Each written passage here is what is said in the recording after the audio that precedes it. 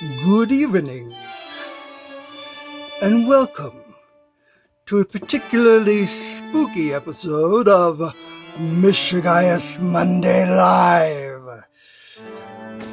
I am your host, as I am every week, though I may not look like I do every week. I am your host, Rofe Mishaguyas. And usually, my Mishaguyas Monday episodes are full of uplifting, encouraging notes. There's my control. But today, I am sweeping things up a bit and changing them. For today, I will be telling you real life supernatural experiences that I have had. In some cases, these have saved my butt, quite literally, and kept me alive. In other cases, it was extremely frightening. And for those who may be more frightened by the more scary and dark, like this isn't dark and scary enough, I will be starting off with a little more light and mellow and moving up in intensity as we proceed forward. Now, just a quick note here. Facebook does not let me see how many people are watching, does not let me see any comments while I am live. Do feel free to leave comments. I will see them afterwards.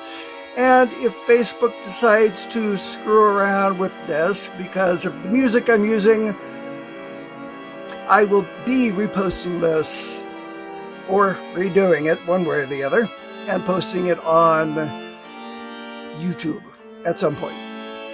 So Facebook better not mess with me, Facebook, because I have licenses to be able to use the music that I am using today. And with that, we shall begin tonight's Mishaguyas Monday Live. Not dead. Undead. Mishaguyas Monday Undead. There we go. That's it. That's it. The new thing here.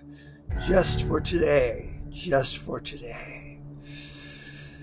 So my first supernatural / otherworldly experience, not all that big of a thing, kind of mellow, and then I work up from there again. But I will start off with the fact that I have seen a UFO. This is pretty mellow and mild in the overall scale of the things that I, the crazy doctor, Rofe Mishaguyas, has experienced.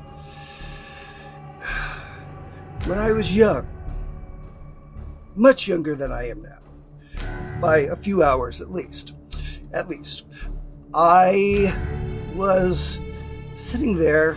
I was probably 10, maybe, sitting there looking out my window one night, as I often did, staring at the sky, and there was a bright dot in the sky, right up about there, that just caught my eye, pulled my attention to it. Just something about it was extra interesting and fascinating. Didn't know what it was about this star, but it had me captivated. And after staring at it for a few moments, it began to change colors, cycling through a color progression, like some of those LED light things that we have where they cycle through the colors of the rainbow. Anyway, this light began to slowly cycle the colors of the rainbow. And I know some people are very terrified by rainbows. Anyway, that's beside the point. The rainbows began to go through, and faster and faster and faster and faster and faster. And while I watched, and then all of a sudden, whoosh, up it shot into the air. like a rocket. Now, I didn't see anything other than the light, but this odd, strange behavior, which would have been back in the late 70s, early 80s, was not something that would have typically been popular, common technology on this planet. And while this did happen back on the East Coast of the United States, it nevertheless is a strange and unusual thing that I have experienced. Now, before we lived in the place we're at in Virginia,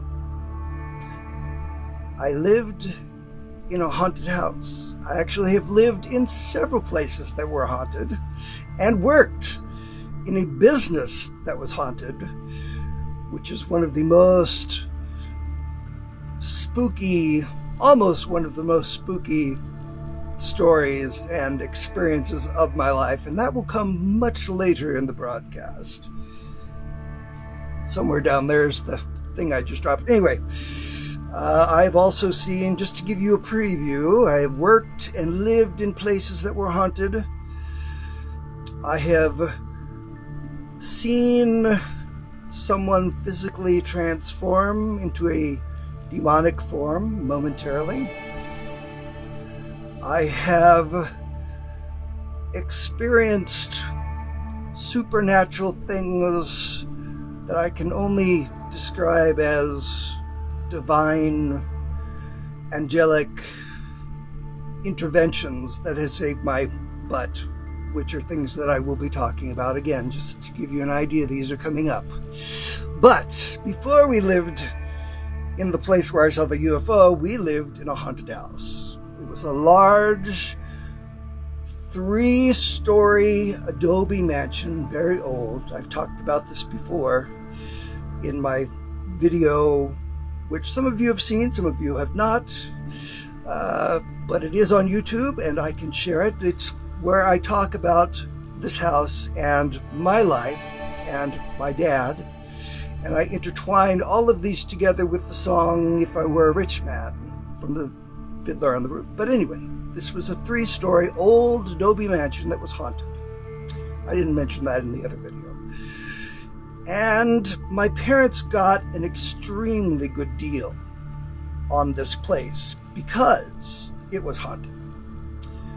The woman that had it before us had experienced a lot of supernatural events, including her TV flying across the room at her, her piano chasing her down the stairs, and other bizarre things. So my parents got a really, really good deal on the house. Now I, in various places in this house, got very foreboding feelings. Felt tense and uncomfortable things, like something was watching. Someone was near, behind me. But fortunately, I never had an experience quite like what the lady before it had. I did have some times where, for example, I was bouncing on a small trampoline, and suddenly something seized my body and I spun around and put my arm through a window. Not something I chose to do, just something took hold of me, and this is what happened. But the scariest thing that happened to me is one night I was in a room that I shared with my brothers, because the room that was mine, I got really bad vibes in. In fact, that's the one where I did the 180 and put my fist through a window. That room was definitely haunted, and found out later there was a lot of supernatural activity in that room before we got the place. But I was in the other room and was preparing to go to sleep, had not fallen asleep yet, when I heard a sound. Quiet.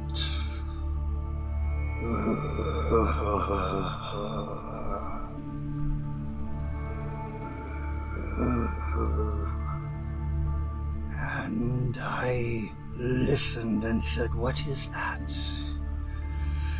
And then suddenly, very loud, roar came from under the bed. And I did what any kid would do. Ah!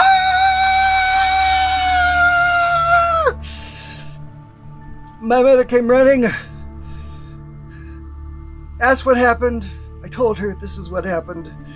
She looked into the bed and said, "There's nothing there. Go back to sleep." Thanks, Mom.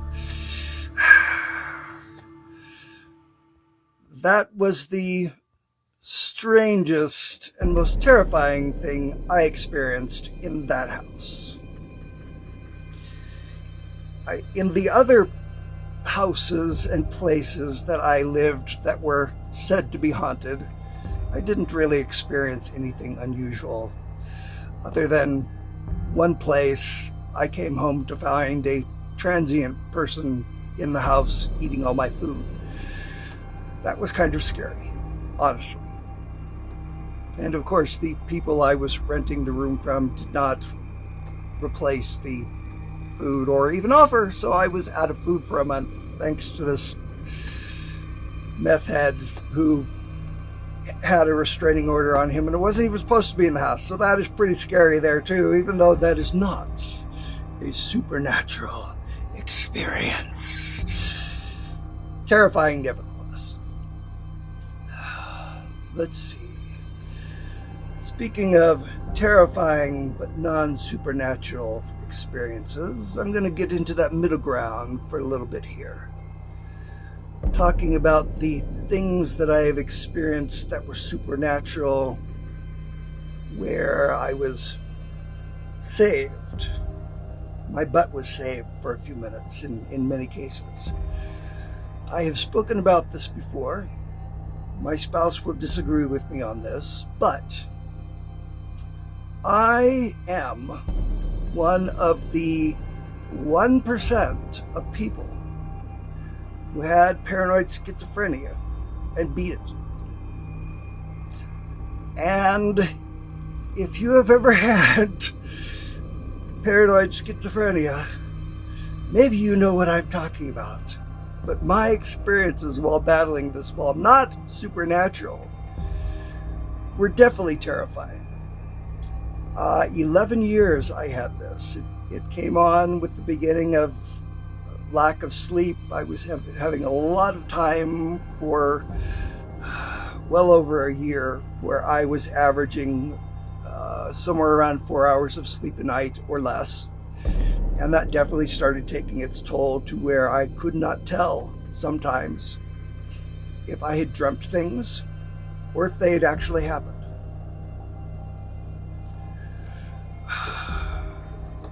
As things move forward, these problems became worse. Problems happened in the marriage, and things fell apart. But that's separate, terrifying but separate. But for 11 years, I experienced visual, auditory, and tactile hallucinations. Times when I would look at myself and there would be ants crawling all over me, biting me. Times when I would walk into the kitchen and everything would be covered with cockroaches. And they would be on me too. Sometimes I would feel things biting me and I would see bites on me that were not actually there. They would disappear, but I would feel it, I would see it, I would hear animals, voices, things like the phone ringing, doorbells. At one point, I ended up being locked up during all of this. And I had apparently, I had gotten in an altercation with someone where, in my mind, I had attacked this person in defense and had done some really horrible animalistic things to their face with my mouth without going into too many details because it's pretty intense. But I attacked this person and thought I had unalived and mutilated them, and was told later, no. We came and found the person cowering in a corner while you were growling and acting like an animal. That was quite terrifying as well. Not something I would like to experience again. But after 11 years on this, of being on medication, of continuing to experience these hallucinations, I kept having people tell me, and this will play into things later with other things I have to talk about, but people would tell me, God wants to heal you. I'm like, yeah, whatever. And I will say, I have heard a voice, and that voice has saved my butt a lot of times. And whether you want to call it God, the universe, deity, whatever, it has saved my butt. And this is one of those times where that voice spoke to me very clearly.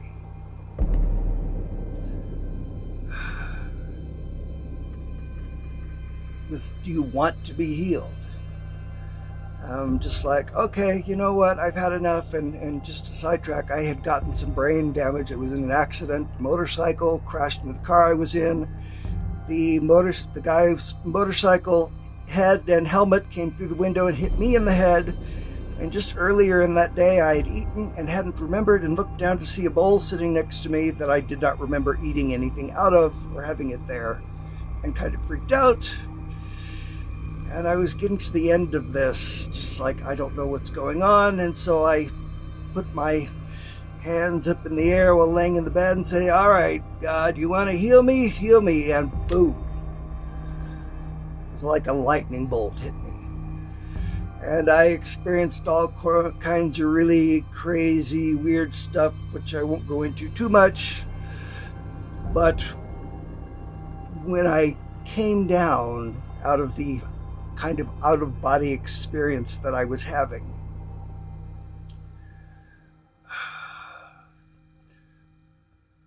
I heard the voice speak to me and say, you are now healed. Go present yourself to the doctors for confirmation. I was like, okay, sure, sounds good.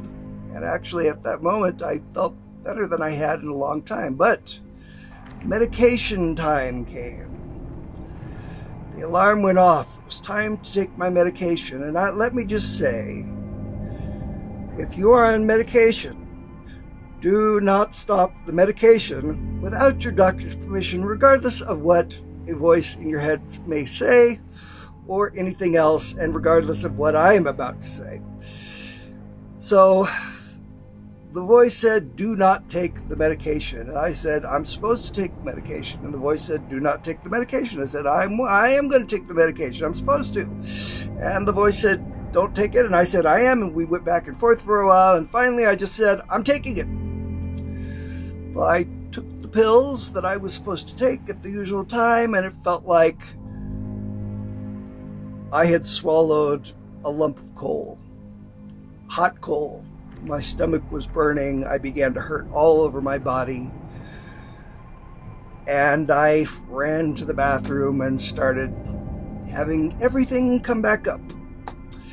And the voice said in my head, you've been on pills for 11 years. Because you didn't listen, you're going to go through 11 days of this. With the pain and getting stuff out of both ends, 11 days. You will go through this because you took the pills. Sure enough, 11 days went by, and every day for 11 days, my insides were liquefied. That is real horror, I'll tell you. But anyway, I went back to see the doctors at the end of that 11 days, and they said, you are not the same person. You are not the same person that I've been treating for 11 years. But I was. It was just divine intervention, or whatever you want to call it, that broke this thing I fought for 11 years. So that's my divine intervention story there. Now, on similar notes, the same town I lived in California, a place that did not experience a lot of rain, yet had a lot of big, deep rain-catching places, rain basins, water basins, whatever. I lived near one of these, and one night we had gotten a lot of rain out there. And I was out and about. I was working that day, and I came home from work, and one of the intersections I had to go through was flooded. And there were cars actually sitting in the intersection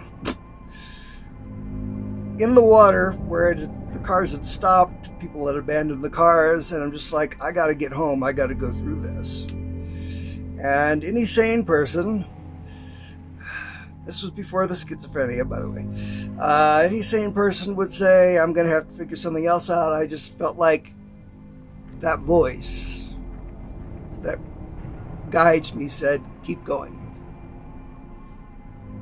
And I said, okay, well, I don't want to end up like these other cars. Keep going, the voice said. And I said, okay, I'm going to keep going. And so I kept going. And I'm getting out into the water, and I heard and felt my tires come off the ground. And I continued moving forward. Like I was touching the ground, but I definitely was not touching the ground. In fact, at one point I opened my door and looked out and saw a good 3 feet of water between my door and the ground. The water was at the bottom of my door of my car. And I was 3 feet above the ground, probably, at least 2 feet. Going right past all these cars on either side that are broken down and sitting in the water, and I just keep going across until I felt my tires finally start getting the concrete on the other side, and I continued home without problems. I have to chop that up to supernatural / divine whatever intervention there too. And one more tale of intervention before I move on to more scary things here. If you're enjoying this, give the video a like, subscribe, check out my other things as well. Anyway, back in 2019, I was newly married again, and living in a different state than where I was before, and again, a crazy storm hit. With winds over 100 miles an hour. It was crazy, big windstorm. Places were getting torn up, and the voice that speaks to me so often spoke and said, wake up, go look out the front window. And I got up and I went and looked out the front window, and my eye caught on a tree branch that was coming out of a tree, and it had caught the wire for the internet that comes into where I lived at the time. And it looked like that branch was going to break.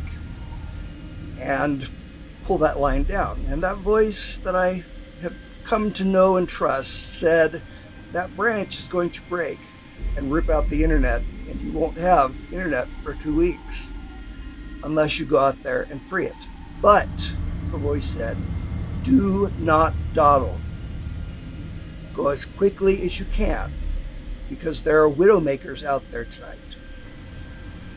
And if you take too long, one of them will get you. For those of you who don't know what a widowmaker is, a widowmaker is a tree branch that will fall down and hit the ground and make anybody's wife a widow if anybody is standing under it who happens to be married.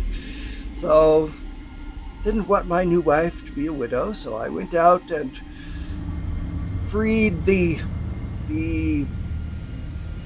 line from the branch. I think the branch may have actually already broken. I don't remember exactly, but I went along the side of the house. I dawdled.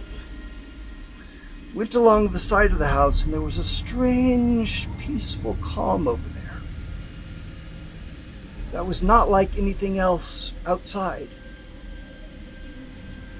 And I was just like, I just want to hang out here. I just want to stay here in this nice, peaceful spot. It's so nice and tranquil and peaceful. I just want to stay here forever. And the voice said, don't stay here. Remember what I said about widowmakers. Get out of here, get back inside. And I said, yes, but this is so nice. I just want to hang out here. And the voice became more insistent. I say it was inside my head, but I heard it. Like somebody talking. Like you hear me talking now. Hopefully, you hear me talking now. Anyway, the voice said, get inside, do not stay. And I said, all right. And then the voice screamed, move now! And I jumped. And 2 seconds, maybe not even 2 seconds, after I jumped and moved out of that spot, a tree branch, as large as I am, maybe larger in width, smashed to the ground in the spot I had just been standing in. It completely shattered a fence that was right next to me as well, completely destroyed it, and another fence that was behind it. And if I had been standing there and not moved when I did, my spouse, my brand new spouse, would have been a widow in that moment. But it was only that voice that I have come to know and trust, saying, move now, that saved my butt and still has me on this side of the dirt. I like to say, I just died a long time ago and don't have the time or good graces to lay down and take it. And this is one of those times where I definitely escaped. I should have been underground, but I am not, thanks to that voice. Now, I mentioned earlier that I have lived and worked in places that were haunted. Oh, that reminds me. I just remembered another one. So in that same house that I lived in, where the tree branch fell, before we moved out of there, there were a lot of strange things that happened in that place. Oh, that reminds me of another one. Anyway, I'll go back to that. There were a lot of strange things that happened in that place. I just remembered another haunted place I lived in. But there would be times where I would hear footsteps in the house when nobody was there. And there was one time when I was in taking a shower. My spouse was out walking, the door was locked, and I heard the front door open, footsteps come up the stairs, wander past the bathroom to the bedroom, back over into the kitchen area, and then back down the stairs, and like they were going outside. And I assumed this was my spouse coming home, but when I got out later, nothing was touched, nothing was damaged, nothing was disturbed. The door was still locked, but I swear somebody came into the house and it was not her. That is scary.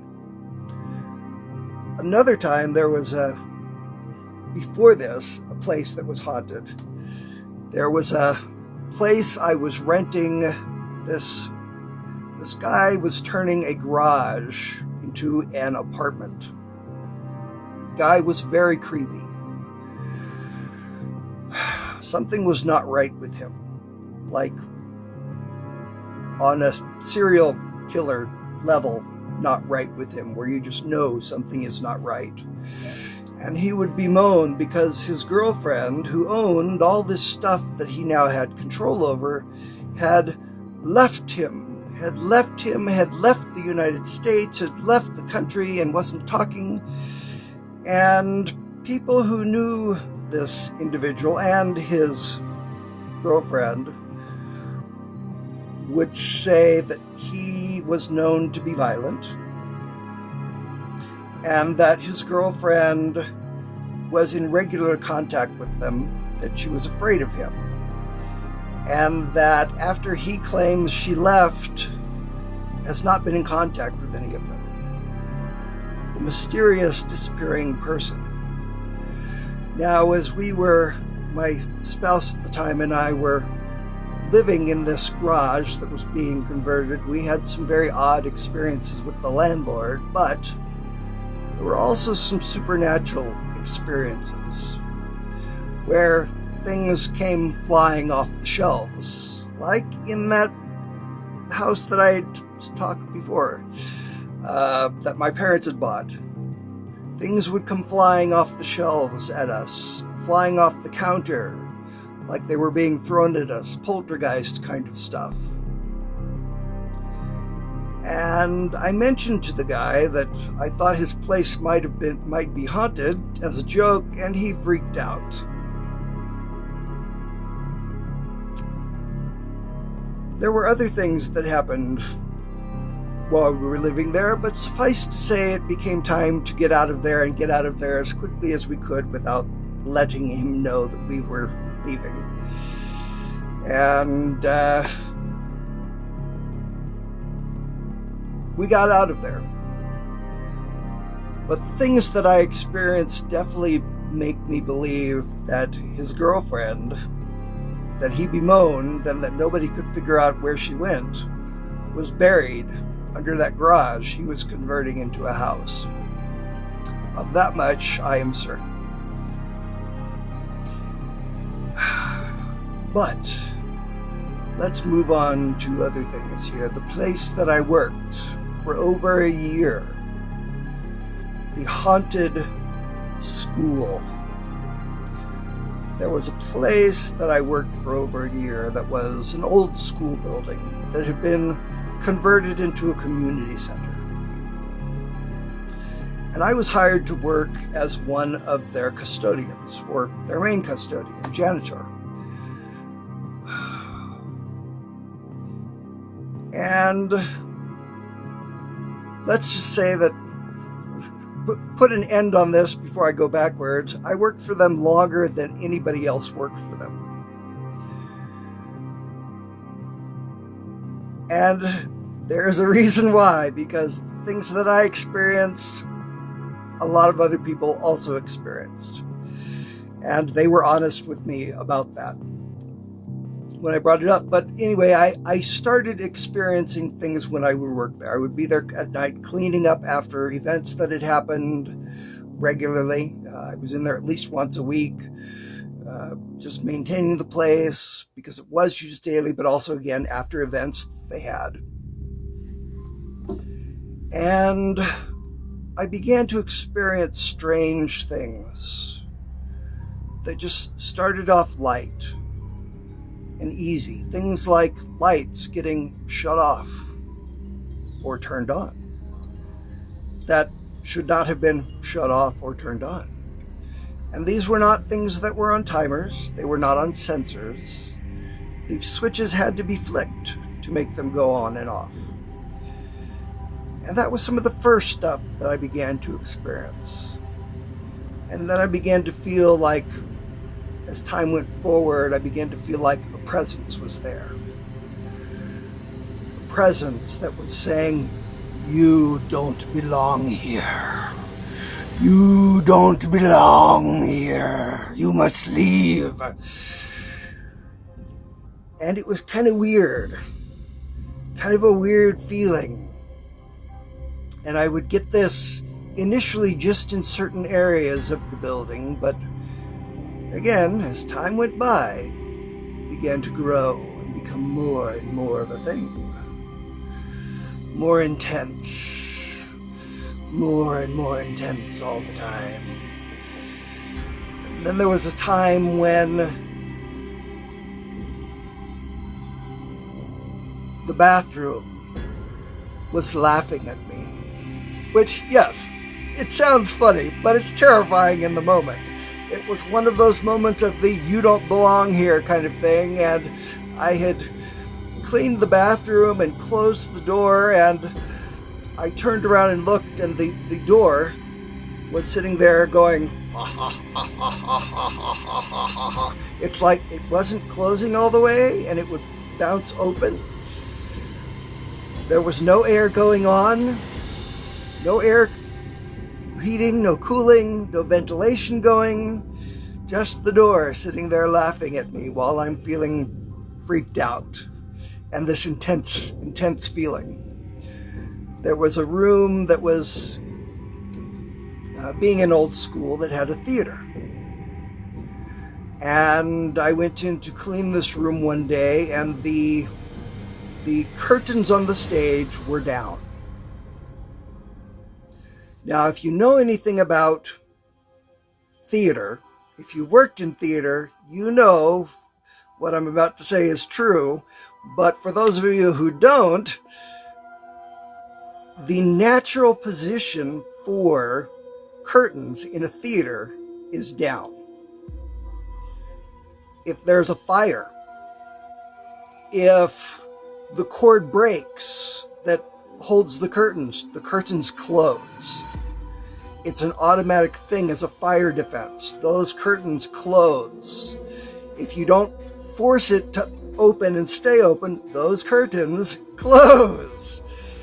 So I'm in there cleaning, those curtains are closed on the stage. And all of a sudden, some of you may know what I'm talking about. Some of you may have seen it in horror movies or in cartoons of old or other things, but those pull down shades they used to have where you pull them down and then to make them go up, you pull them down a little bit and they go up, and sometimes if you pull them down and then let go, they just shoot up. And this is what the curtain on the stage did while I was standing there. It just shot up. Like one of those window screens. This is not a natural thing. It does not go that fast. Even if something broke, first of all, it would go down. Second of all, it doesn't move that fast. Even if somebody is sitting there pulling on it as fast as they can, it doesn't move that way. It just shot up. And I freaked out. I'm like, okay, is there somebody in here? Hello? Somebody in here? And I went back behind, and there's a little sign back there. There was nobody back there, but there was a little sign that says, "When you're done, leave the stage curtain open for ventilation."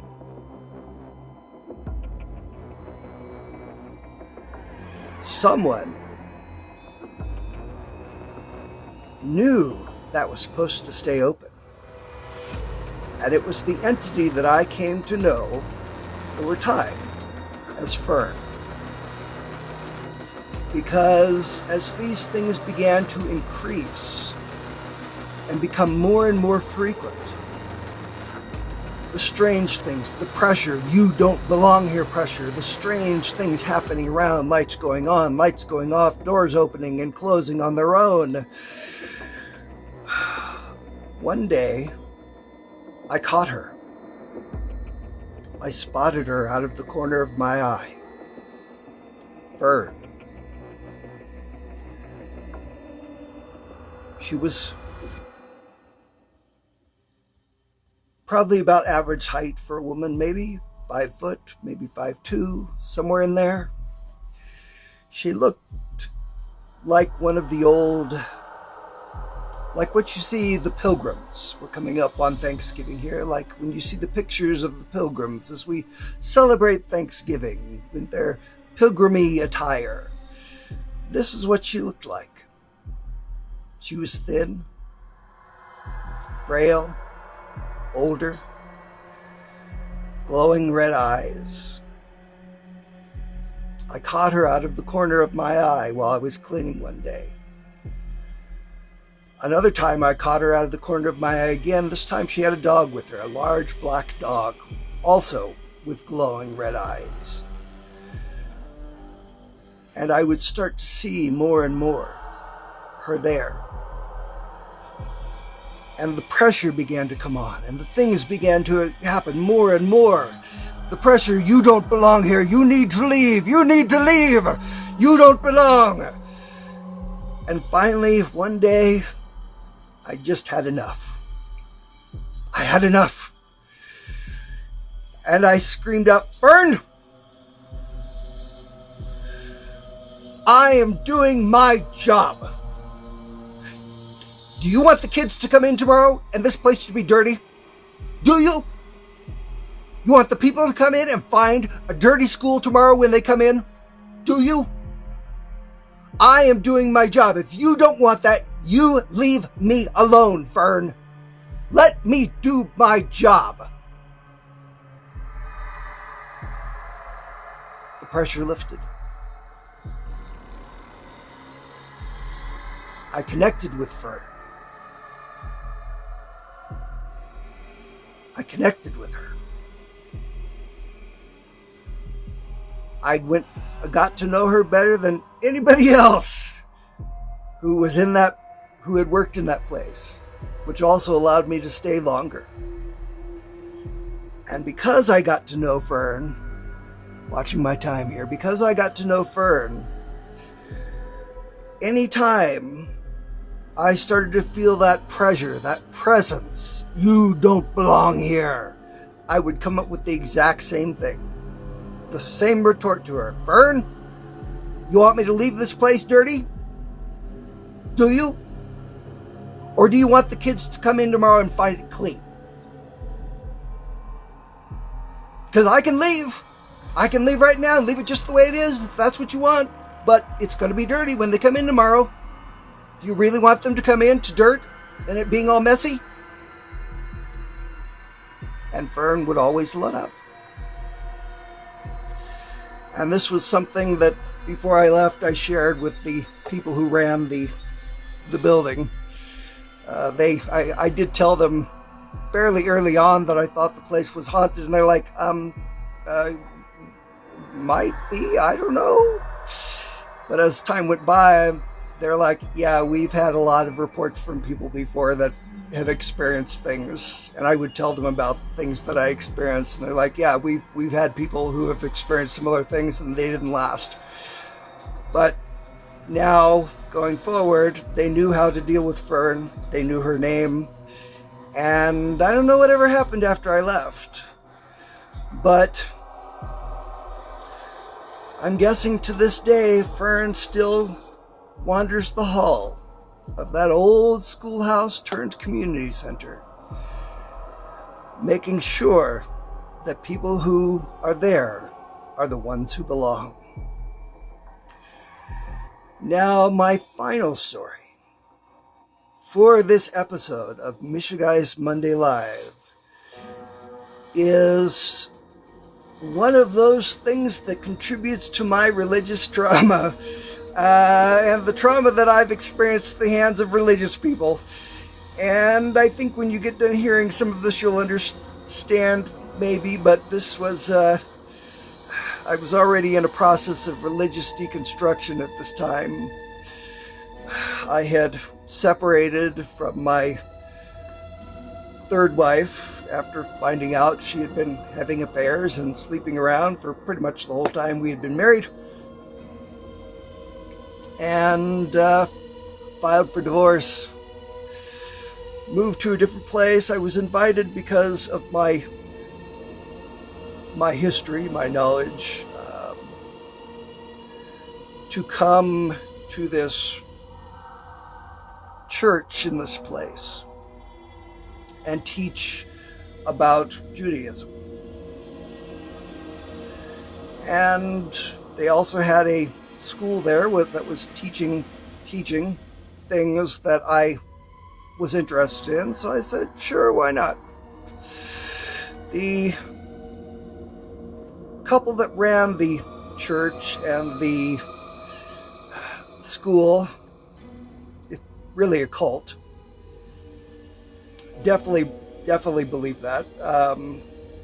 But anyway, the Lake County in California is known for a lot of supernatural things happening. And that is where this happened. And I went and started teaching things, and this woman who essentially ran this church was one of those teeny tiny little fire and brimstone preachers who gets up to the pulpit and yells at the top of her voice. Pretty lady, very sweet, very quiet otherwise, but she gets to that pulpit, fire and brimstone, and turns out that her college and all of her degrees were entirely bunk from a made-up organization that was not accredited or anything.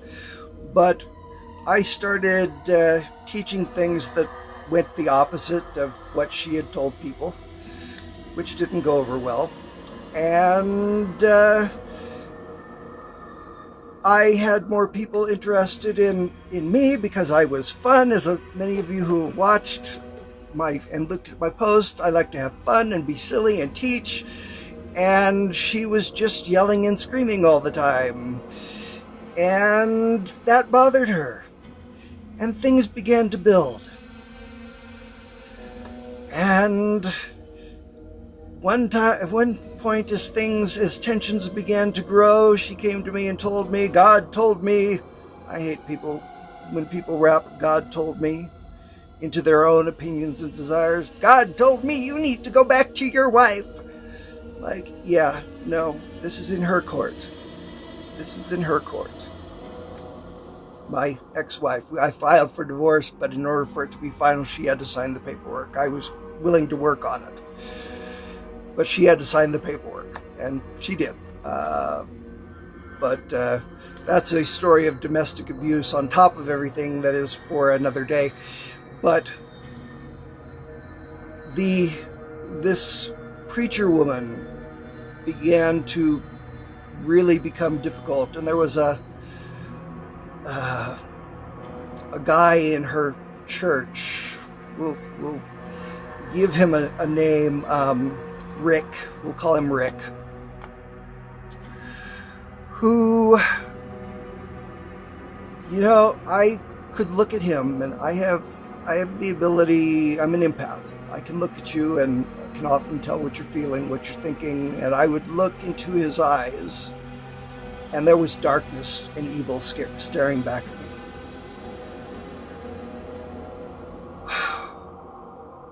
He was kind of goofy, not terribly bright, but you looked into his eyes and evil stared back. You could see it, you could feel it. And as the tension between Miss Preacher Lady and I began to grow,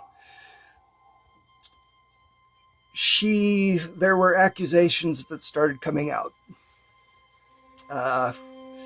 And I was working. I cut myself off from these people altogether, and it was working, and found out one day somebody came in and said my car had been vandalized, and I went out and my car had been wrapped in cellophane with a gun, a toy gun, in the middle of the front windshield, and the air had been let out of my tires.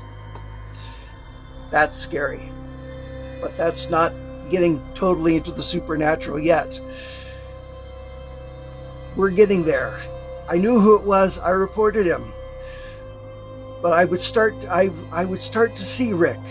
he would be like, I'm leaving the complex I lived in, and he'd be standing across the street watching me as I leave. And then a little further down the street, there he would be again, standing there.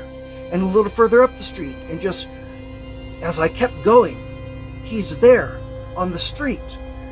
Further ahead, there was no way no physical way he could have gotten where he was ahead of me in the car. There were no buses. He didn't have a car. There were nothing else that could have gone past me that could have gotten him ahead of me. But he would repeatedly show up, watching me wherever I was going, and somehow getting ahead of me more and more. This was really terrifying. This evil is sitting there watching. And one day the preacher lady and her husband and some other people who were friends of mine show up and start making some wild accusations, and the preacher lady demands that I come and stay at the church. I don't know why I listened, but I did. And I went to the church and was sitting there in this back room, and she walked into the room. And you see those movies. This was the most terrifying part of the whole thing. You see those movies where someone is talking, like in Pee-wee's Big Adventure, Bertha the truck driver. If anybody's seen that, where she's talking and then all of a sudden she transforms into this demon thing for a moment and then back into her normal self.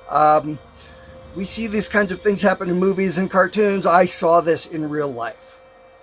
She walked in and she started smiling, and her face began to transform into something that was a mix between the face of Jack from The Nightmare Before Christmas and the Hyde creature in the series Wednesday, the Netflix series Wednesday. The big, bulgy, dark eyes, the big smile, toothy smile, very round face, very white, very pale, got very big, very toothy, very evil, and then fell back into her normal form again. And I was just like, okay, I'm freaked. I'm serious freaked. I have just seen somebody change form and change back. And this was well after I was free of the schizophrenia. This was years after I stopped and was still getting clean bills of health. And I just like, okay, you know what? That's it. I'm done. And I kind of packed everything up as best I could and got out of there as quick as I could. And there was a lot of stuff that I just left behind. But I wasn't going to deal with people magically appearing in front of me further and further up the street as I'm driving, and seeing people physically change into demon forms in front of me. And that was a huge part of religious trauma that I continue to deal with today. Yes, it's interesting that so many horror movies feature religion and demons, and usually it's focused on the Catholic Church, but this was not Catholic and definitely not something that was safe or sane. And those, my friends, are some of my experiences with things that are supernatural. Be they good experiences, as you have heard, or be they terrifying experiences, I've gotten them all. And the supernatural is real. I believe it. I've experienced too many things that aren't explainable otherwise. Have you experienced anything like what I've described, or experienced any ghosts, aliens, any other supernatural experiences in your life? Let me know in the comments. And I will see you more on the internet. And if I don't see you more, happy Halloween. I appreciate you.